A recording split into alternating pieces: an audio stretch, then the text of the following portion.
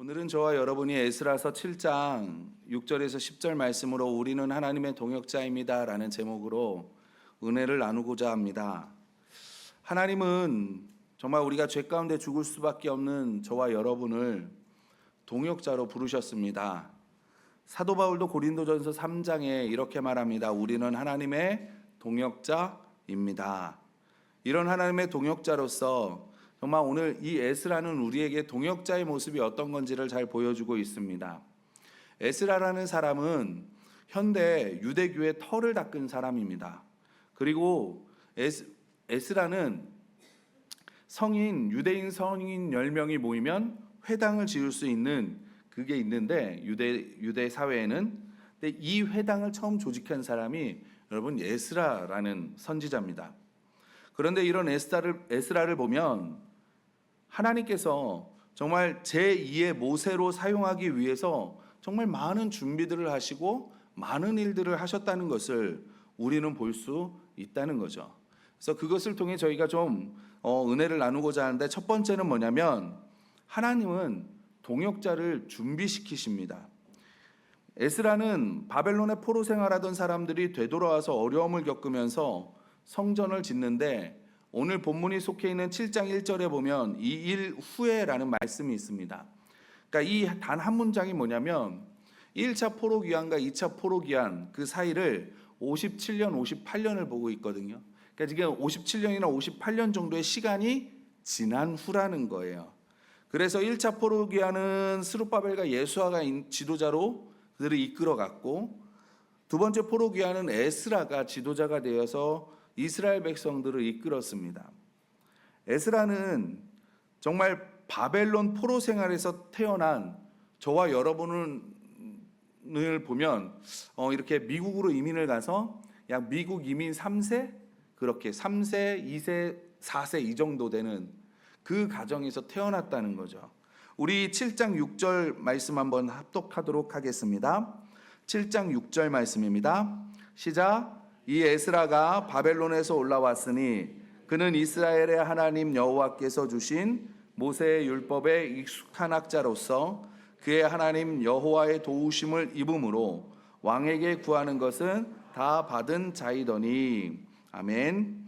그러니까 지금 에스라는 어떠냐면 이민 3세 가정에서 태어났는데 집안도 좋아요. 오늘 앞에 보면 1절에서 5절까지 말씀을 보면 그 에스라 가정에 대한 족보가 나오는데, 거기에 보면 누구냐면 아론의 후손입니다. 거기에 모세의 율법과 계명을 아주 잘 아는 선지자예요. 그러니까 이스라엘 사람들에게도 인정받는 집안이에요. 그런데 뭐라고 하냐면 더 나아가서 에스라는 바벨론 왕 아닥사스다 왕에게 인정받는 사람이래요. 그러니까 유대 사람들에게도 인정을 받지만 이방 나라의 왕한테도 인정받는 사람이 바로 에스라였습니다. 그래서 에스라가 지금 하려는 것은 뭐냐면 포로에 있던 이스라엘 백성들을 끌고 와서 본토에 와서 고향에 와서 제2의 이제 이스라엘을 건립하는 겁니다. 근데 그 지도자로 부름을 받았기 때문에 그래서 에스라를 제2의 모세다라고 부르는 이유가 여기에 있는 거예요. 그러니까 모세는 애굽에서 노예 생활하던 사람들을 구출해내서 이스라엘을 세웠는데, 에스라는 바벨론에서 포로 생활하는 사람들을 구출해내서 제2의 이스라엘을 세우는 사명을 주었고 이것을 이루도록 하기 위해서 하나님께서 에스라를 제사장 집안, 아론의 후손의 집안에 태어나게 하셨고, 또 율법과 계명을 잘 알 수 있도록 어렸을 때부터 에스라를 훈련시켰습니다. 근데 거기서 끝나는 게 아니라 하나님은 아닥사스다 왕을 감동시키시고, 그래서 에스라가 이 왕에게 신임을 얻을 수 있도록 하나님은 그렇게 하셨다는 거죠. 여러분, 이것이 우연히 일어난 일이 아니라 지금 하나님께서 이 목적, 지금 이스라엘을 회복시키시고 포로된 이스라엘 백성들을 끌고 본토 가나안 땅으로 돌아오게 하시려고, 그 목적에 쓰시려고 잘 보살피셨기 때문에 지금 이런 식으로 일이 진행되어지고 있다라는 사실이에요. 하나님께서는 이 동역자를 동역자로 쓰기 위해서 이렇게 준비시키십니다. 여러분, 노아를 봐도 노아를 방주를 만들기 위해서 하나님은 준비시키잖아요. 아브라함은 어떻습니까? 한 민족을 이루기 위해서 아브라함을 준비시키잖아요. 모세는 어떻습니까? 여러분, 노예가 되었던 이스라엘을 한 나라로 세우기 위해서 모세를 40년 동안 왕자로 교육받게 하고 40년 동안 광야로 보내서 80년을 훈련을 시키잖아요. 여러분, 사도 바울을 한번 생각해 보십시오. 사도 바울은 이방 민족의 복음을 전하고 땅끝까지 복음을 전할 사명을 받은 사람입니다. 그런 사람이기 때문에 유대 땅 본토보다 어디냐면 외국 땅에서 태어나도록 하신 거예요. 다소라는 곳에서 태어나게 하셨는데, 이 다소라는 곳이요, 헬라 문화가 가장 꽃피었던 도시입니다. 또 이 사도 바울이 또 이방 외국에서 태어났다 그래서 외국 사람처럼만 있으면 안 되잖아요. 공부는 또 어디서 했냐면 그 당시에 가장 유명한 가말리아라는 스승 밑에서 문화에서 공부를 했다는 거죠. 거기에 더군다나 이 로마가 모든 나라들을 정복하고 있는 시기잖아요.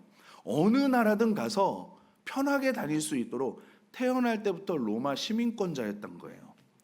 그러니까 이 모든 게 사도 바울을 하나님께서 땅끝까지 복음을 전하는 사명자로, 동역자로 쓰시기 위해서, 하나님께서 이런 목적을 위해 쓰시려고 준비해 놓으셨다가 때가 됐을 때 하나님께서 부르셔서 동역자로 사용해 주신 거라는 거죠. 그래서 하나님께서는 예레미야에게 이렇게 말씀하십니다. 내가 너를 모태에 짓기 전에 너를 알았고, 내가 배에서 나오기 전에 너를 성별하였고, 너를 여러 나라의 선지자로 세웠노라. 여러분, 하나님께서는 우리를 동역자로 사용하시기 위해서 시대를 정하시고 태어날 가문을 정하시고 그 다음에 우리를 환경을 통해서 교육을 시키시는데, 이 교육의 가장 효과적인 환경이 어디냐면 여러분, 고난이에요. 고난. 성경에 나오는 믿음의 선진들을 한번 싹 보십시오. 어디에서 그들이 가장 훈련을 많이 받냐면 고난 가운데 훈련을 받습니다. 고난을 통해서 하나님의 동역자로 쓰시고자 하는 거예요. 이것이 우연이 아니라 목적이 있음을 알게 하십니다. 그래서 하나님께서 나를 어떻게 쓰시는지를 알기를 원하십니까? 유추해 보기 원하신다면요, 나의 과거를 이렇게 묵상해 보시면 돼요. 하나님께서 지금까지 나를 어떻게 인도하셨는지, 하나님께서 나를 어떻게 이끌어 가셨는지, 그것을 싹 살펴보면 우리가 어디로 나아갈 방향이 보여진다는 거죠. 그래서 하나님께서 우리를 동역자로 쓰실 때 시대를 정하시고 가문을 정하시고 우리의 경험을 사용하시고 훈련시키셔서 저와 여러분을 사용하십니다. 그래서 여러분들도 여러분의 과거를 살펴보시고 하나님이 나를 어떻게 쓰실까, 그것을 좀 발견했으면 좋겠습니다. 이 가운데 특별히 여러분들 고난 가운데 계십니까? 아니면 지금 어려움 가운데 계십니까? 그 가운데 불평, 불만으로 그 시간들을 낭비하지 마시고요. 우리가 이 시간이 나를 훈련하는 시간이라 그러면 정말 하나님께서 우리의 삶에 이것까지도 허락하셨다면 분명히 하나님이 원하시는 목적이 있을 거야. 그렇게 믿으시고 여러분이 있었던 그 시간을 잘 활용하셔서 그 길을 통해서 그 다음 앞길을 정하시는 저와 여러분들이 되시기를 바랍니다. 여러분, 상처 입은 치유자라는 책이 있어요. 굉장히 오래전에 쓰여진 책인데 목사님이 쓰신 책입니다. 근데 이 목사님이 목회를 하다가 실수를 하십니다. 그래서 이 목사님이 생각을 하시는 거예요. 나는 이제 목회는 끝났다. 그래서 교회 사임을 하시고 미국 분이신데 회개하는 마음으로 혼자 이제 사람이 별로 없는 곳에 멀리 이제 찾을 수 없게 조용히 들어가 사시는 거예요. 일반 사람들처럼. 그렇게 한 2년 정도를 사는데 교회 중직분들이 이렇게 찾아오시는 거예요. 그리고 이 목사님을 모셔가려고 하는 겁니다.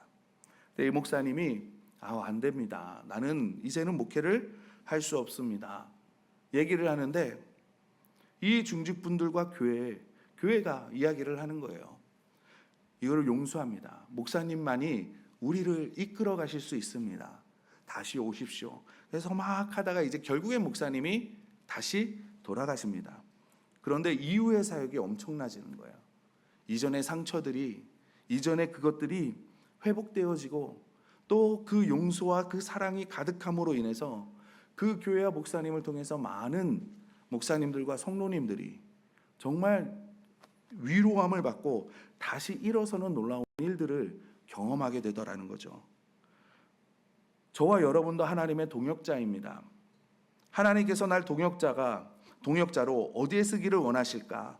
지난 과거를 어떻게 보면서 하나님께서 뭐를 위해서 준비시키셨나? 이런 것들을 보셔서 그 다음 결정을 하시고, 그래서 하나님의 훌륭한 동역자, 하나님과 동행하는 저와 여러분들이 되시기를 주님의 이름으로 부탁드립니다. 두 번째로 하나님은 하나님의 동역자를 돕는 사람들을 세워주십니다. 여러분, 에스라에게는 그 사람이 바로 아닥사스다 왕이에요. 오늘은 본문으로 읽진 않았지만 화면으로 나타날 겁니다. 우리 7장 12, 13절 말씀 다 같이 한 목소리로 읽도록 하겠습니다. 시작. 모든 왕의 왕 아닥사스다는 하늘의 하나님과 율법의 완전한 학자 겸 제사장 에스라에게 조서를 내리노니 우리 나라에 있는 이스라엘 백성과 그들 제사장들과 레위 사람들 중에 예루살렘으로 올라갈 뜻이 있는 자는 누구든지 너와 함께 갈지어다. 아멘. 여러분, 지금 아닥사스다 왕이요, 에스라에게 지금 다 퍼주고 있는 겁니다. 이 다음 구절도 쭉 보면 뭐라 그러냐면, 에스라야, 사람이 필요하니 그러면 사람을 데려가라. 은금이 필요하니 그럼 은금도 가져가라. 성전을 위해서 드릴 예물이 필요하니 그럼 그것도 가져가. 하나님 앞에 예물을 드리고 싶은 거 있니? 내가 궁중의 창고를 아예 열어줄 테니까 거기서 드리고 싶은 거 있으면 가져가. 이렇게 얘기를 하는 거예요. 그리고 또 뭐라 그러냐면, 내가 너한테 명령했잖아. 그런데 네 말을 누가 이행하지 않아? 그 명령을 따르지 않아? 그러면 그 사람을 잡아 죽이던, 귀양을 보게던, 그 가산을 다 몰수하던 네 맘대로 해 라고 말하는 겁니다. 여러분, 하나님께서 에스라를 동역자로 사용하시잖아요. 그런데 그 에스라를 돕도록 아닥사스다 왕을 세우셔서 이러한 특권과 권리를 주셔서 이 역할을 감당해 내도록 하시는 겁니다. 하나님과 동역자가 돼서 일할 때 주어지는 특권이 바로 이런 특권인 거예요. 여러분, 우리가 하나님의 동역자가 되잖아요. 그러면 그 동역자를 보호하고 그 동역자가 성공할 수 있도록 도와주는 사람들이 붙습니다. 여러분, 우리가 일반 회사에도 보면 사장님이나 아니면 이렇게 뭐 어디에 장급 되는 분이 일을 시키잖아요. 그럼 일을 시키면 내가 밑바닥 다 합니까? 아니잖아요. 우리가 가면 뭐라 그래요? 사장님이 시키셨습니다. 아니면 누가 시키셨습니다. 대통령님이 시켰습니다. 사단장님이 시켰습니다. 그럼 어때요? 웬만한 건 다 일사천리잖아요. 다 도와주잖아요. 이런 거예요. 하나님과 동행하는 사람도 그래요. 하나님께서 이런 보호와 이런 도움이 따르게 해주십니다. 여러분, 저도 보세요. 여러분들이 저의 동역자잖아요. 그죠? 저는 그렇게 믿습니다. 네. 그리고 여러분들이 하나님의 동역의 일을 하실 때 저도 여러분의 동역자가 될 수도 있는 거고요. 여러분, 사도 바울도 그렇잖아요. 사도행전을 보면요, 사도 바울이 복음을 전하는데 정말 많은 어려움과 많은 위기 가운데 그리고 많은 문제들을 만납니다. 그런데 그럴 때마다 꼭 사도 바울을 돕는 도움의 손길들이 나타나요. 그리고 그 위험을 벗어나게 해주시고 그 위험 가운데 있을 때 인내하게 해주십니다. 여러분들 삶을 한번 이런 관점으로 오늘 집에 돌아가셔서 한번 잘 살펴보시기 바랍니다. 분명히 여러분의 삶에도 여러분을 도와주셨던 분들이 계실 거예요. 분명히 계십니다. 하나님께서는 하나님의 동역자를 돕는 손길을 두셔서 나를 동역하게 하시는 거예요. 이것이 하나님의 동역자가 되었을 때 누리는 특권이라는 거죠. 그래서 여러분들도 하나님의 동역자가 이렇게 돼서 일할 때 두려워하지 마시기 바랍니다. 하나님께서 어딘가 우리를 동역자로 보호하시고 하나님께서 우리가 성공할 수 있도록 여기저기 나를 도울 그 사람들을 준비해놓고 예배해놓고 숨겨놓고 계세요. 때가 되면 나타나서, 정말 필요할 때면 나타나서 우리에게 도움을 주기도 하고, 때가 되면 나타나서 우리를 정말 구출해 주기도 할 겁니다. 여러분들 하나님께서는 동역자를 사랑하시고 잘 되시기를 원하시기 때문에 이곳저곳에 여러분을 도울 자들을 숨겨 놓으세요. 그래서 내가 지금 비록 혼자 가는 것처럼 보여질지라도 겁내지 마시고 하나님의 동역자로서 맡은 사역을 잘 감당하시는 저와 여러분들이 되시기를 예수님의 이름으로 축원합니다. 그럼 우리가 하나님의 동역자잖아요.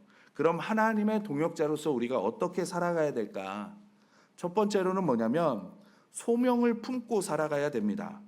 오늘 아닥사스다 왕의 조서 내용을 우리가 쭉 읽어보면 오늘 본문 말씀도 그러잖아요. 마치 하나님을 믿는 한 사람처럼 이야기를 해요. 유대인의 풍습과 제사 그리고 성전에 대해서 정말 많은 것을 알고 있는 것 같습니다. 오늘 말씀에 보아도 뭐라 그래요? 하늘의 하나님이라는 호칭을 아닥사스다 왕이 사용을 하는 거예요. 그리고 쭉 읽어보면 세금의 혜택도 주고요. 유대인에 대해서 너무나 잘 알고 있는 이야기들을 아닥사스다 왕이 말을 합니다. 근데 그렇게 말을 할 때 에스라는 어떻게 하냐면 착실하게 자기가 원하는 것들을 다 받아내요. 이거는 에스라가 꿈이 있기 때문에 그렇습니다. 여러분 우상 숭배로 인해서 70년 동안 포로 생활을 했던 이스라엘 백성이잖아요. 하나님의 말씀처럼 정말 70년 만에 정말 하나님이 예비해 주신 그 땅, 아브라함에게 약속했던 그 땅, 그리고 그 가나안 땅으로 돌아와 우상 숭배하지 않는 이제 순수한 마음을 가지고 새 이스라엘을 세워야 되는데 그 마음을 품고 에스라가 지금 있는데 기회가 주어지잖아요. 그러니까 왕에게 호소도 하고 칙령도 받아내고 필요한 것들은 다 요구해서 받아내는 겁니다. 여러분 우리도 성공한 사람들, 실패한 사람들 보면 흔히 이런 사람들이 말하기를 운이 좋아서 그렇습니다. 운이 없어서 그렇습니다. 그런데 제가 볼 때는 대부분은 그러진 않은 것 같습니다. 성공하는 우리가 세상에서도 성공하는 사람들을 보면요. 꿈을 가지고 그 꿈을 향해서 달려가요. 그래서 그 꿈을 향해서 준비하고 있고요. 언제든지 기회가 오면 잡을 준비를 하고 있습니다. 그런데 실패하는 사람들을 보면 물론 다는 아니지만 대부분은 뭐냐면 기회를 줘도 가지지 못하는 사람들이 많아요. 기회가 와도 잡지 못하는 사람들이 많다는 거죠. 잠언 29장 18절을 보면요. 묵시가 없으면 백성이 방자히 행하거니와 율법을 지키는 자는 복이 있느니라 라고 말씀합니다. 이거를 다른 성경 번역으로 보면 꿈이 없는 백성은 망할 수밖에 없다라고 말씀하고 있습니다. 여러분 그럼 여기서 말하는 꿈은 무엇일까요? 내가 이루고 싶은 꿈입니까? 내가 하고 싶은 꿈입니까? 아니겠죠. 하나님께서 우리를 동역자로 부르셨으니 이 꿈이 내 꿈이 아니라 누구 꿈이에요? 하나님의 꿈. 하나님이 원하시는 거. 그러니까 즉 우리가 하나님의 꿈을 꾸지 않으면 우리의 인생은 망할 수밖에 없는 인생이라는 거예요. 여러분 우리가 이 땅을 살아가면서 하나님의 꿈, 하나님의 소원을 붙들고 살고 계십니까? 아니면 내가 원하는 건 내 꿈을 가지고 붙들고 살고 계십니까? 여러분 하나님의 꿈, 하나님의 소원 이것을 우리는 흔히 비전이라고 얘기를 하고요. 우린 이것을 다른 말로 소명이라고도 이야기를 합니다. 저와 여러분들은 꿈이 있어야 돼요. 소명이 있어야 됩니다. 나를 동역자로 삼아주신 목적이 무엇인가, 부름의 목적이 무엇인가에 대한 비전을 갖고 있어야 되고 소명을 가져야 된다는 거예요. 어떻게 하면 나에게 주신 하나님의 꿈, 하나님의 소명을 발견할 수 있습니까? 우리가 기도 가운데, 찬양 가운데, 말씀 가운데 알 수도 있지만 뭐냐면 오늘 이렇게 말씀을 돌아보면 나를 들여다보면서도 알 수 있는 거예요. 나의 지나온 과거들을 보면서 하나님께서 나를 어떻게 훈련시켜 왔는지, 하나님께서 나를 부르셨을 때 동역자로 사명이 있어서 불러주셨으니 내 과거 보면서 나를 어떻게 이끌어 가셨는지, 하나님이 나의 삶의 목적이 있고 나를 부르신 목적이 있다면 분명히 내 삶 가운데 목적이 있을 거야.